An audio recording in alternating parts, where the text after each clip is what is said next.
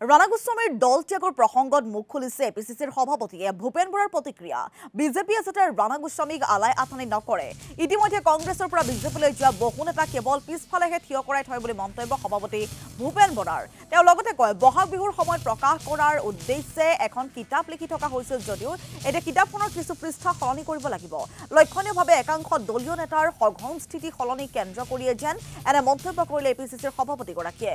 কিতাপখনত আনকি গৰু গাড়ীৰ হেলিকপ্টাৰ প্ৰসংগটো লিখা বুলি উল্লেখ কৰে ভূপেন বৰাই।